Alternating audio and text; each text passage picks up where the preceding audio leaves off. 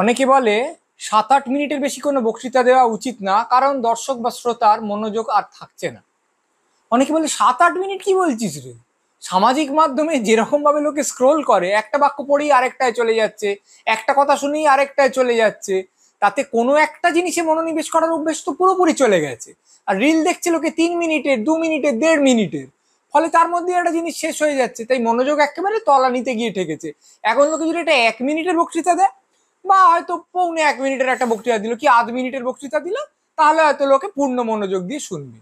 এই সময়ে আমেরিকার কোরি বুকার নামে একজন মার্কিন সেনেটে দাঁড়িয়ে 25 ঘন্টা 5 মিনিটের একটা বক্তৃতা দিলেন। টানা 25 ঘন্টা 5 মিনিট তিনি কথা বলেছেন, মানে একদিনেরও বেশি। 31শে মার্চ শুরু হয়ে 1লা এপ্রিল এই বক্তৃতা শেষ হয়েছে। এর আগে একটা রেকর্ড ছিল 24 ঘন্টা 18 মিনিটে, সেটা ভাঙবেন বলেই নেমেছিলেন, বোঝাই যাচ্ছে। তিনি আগের দিনটা পুরো জল খাননি, যাতে এই দিন বক্তৃতা দেওয়ার সময় তার বাথরুম যাওয়ার কোনো প্রয়োজন না হয়। এবং তার সহকারীরা বারে বারে বক্তৃতা যে কথা টথাগুলো বলবেন তার পাতা ইত্যাদিগুলো জুগিয়ে গেছেন এবং তিনি কথা বলেছেন। যখন প্রায় 24 ঘন্টা হয়ে এসছে, তখন অনেকে এসছেন দেখতে, কারণ একদিন একটা লোক কথা বলবে, তখন একটা বোধহয় হাততালি টাততালি হয়েছে।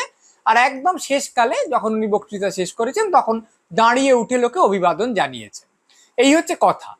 কিন্তু কথাটা থেকে আমরা ইচ্ছে করে এরকম আর একটা জিনিস, আর একটা সিদ্ধান্ত তৈরি করতে পারি যে হয়তো এই লোকটি শুধু রেকর্ড ভাঙার জন্য নয়, এই জন্যেও এটা করেছেন যে যখন লোকের কোনো মনোযোগ নেই এবং লোকে যখন সেটা উদ্ধতভাবে বলছে, লজ্জিত হচ্ছে না বলতে, এবং বলছে যে আমার যে এই মনোযোগ কমে গেছে, এইটা অনুযায়ী তুমি তোমার জিনিসটা, তোমার শিল্পটা, তোমার উপস্থাপনাটা নিয়ন্ত্রণ করবে। অর্থাৎ যদি দেখো সমীক্ষা বলছে আমার মনোযোগ 3 মিনিটের বেশি থাকে না, তাহলে তুমি বক্তৃতাটা 3 মিনিট করবে। যদি দেখো 20 মিনিটের বেশি সিনেমা আমি দেখবো না, তাহলে তুমি 20 মিনিটের সিনেমা তৈরি করবে। অর্থাৎ আমার মনোযোগটা বাড়ানোর চেষ্টা আমি করব না, তুমি চেষ্টা করবে আমার তলানিতে চলে যাওয়া মনোযোগ অনুযায়ী নিজেকে গড়ে পিটে নিতে। তার মানে জনতার ক্রমহ্রাসমান মনোযোগ অনুযায়ী একজন শিল্পীকে বা একজন বক্তাকে বা একজন গায়ককে নিজেকে গড়ে পিটে অন্য রকম করে নিতে হবে।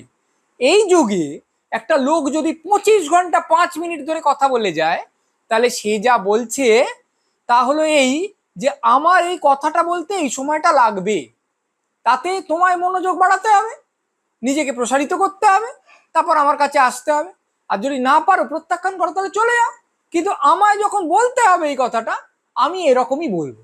এবার চাইলে কি উনি 1 ঘন্টা কি 1.5 ঘন্টা কি 2.5 ঘন্টায় কথাগুলো কিছু বলতে পারতেন না? আমরা তো তাই বলি যে বিষয়গুলো আছে, হ্যাঁ আর একটু বললে ভালো হতো, কিন্তু এটা একটু ছোট করে বলে দিই, এরকম করেই বলি।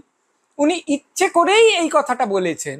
এর মধ্যে আমাদের পড়ে নিতে ভালো লাগবে এরকম একটা প্রবণতা, যে না এটা করতে গেলে এটা করতে হয়, তুমি থাকলে থাকো বাবু, নইলে যাও।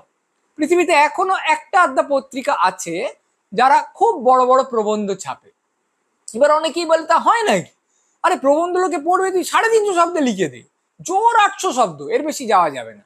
এই পত্রিকা কিন্তু মনে করে হ্যাঁ 3000 শব্দে প্রবন্ধ ছাপা যাবে, হ্যাঁ 4000 শব্দে প্রবন্ধ ছাপা যাবে। কেন যাবে না? ওই কথাটা বলতে ওই সময়টা লাগবে, ওই কথাটা বলতে এতগুলো শব্দ লাগবে। ফলে পড়তে হলে পড়ো, না পড়তে হলে পড়ো না। আমরা যেন এর মধ্যে একটা চলতি হওয়ার পন্থী হওয়ার প্রতিবাদ দেখতে পাই, একটা প্রতিরোধ দেখতে পাই। একটা প্লেনে হয়তো অনেক দূর প্লেনটা যাচ্ছে, হয়তো 19 ঘন্টা ধরে কি 15 ঘন্টা ধরে প্লেনটা যাবে। সাধারণত সবাই কি করে এই ধরনের একটা ফ্লাইটে গেলে, যে সামনে সিটের সামনে একটা টিভি মতন থাকে, তাতে সিনেমা দেখতে দেখতে যায়। সারা প্লেন সিনেমা দেখছে, কিন্তু 3-4জনকে দেখা যায় তারা বই পড়ছে, একদম বই পাতা উল্টে উল্টে পড়ছে। এবার কেউ কেউ হাতে কিছু লিখছে বা কম্পিউটারে কিছু লিখছে, খুবই কম। হয়তো প্লেনে 100টা লোক থাকলে সত্যি 3টে লোক এই কাজটা করছে, কিন্তু করছে তো।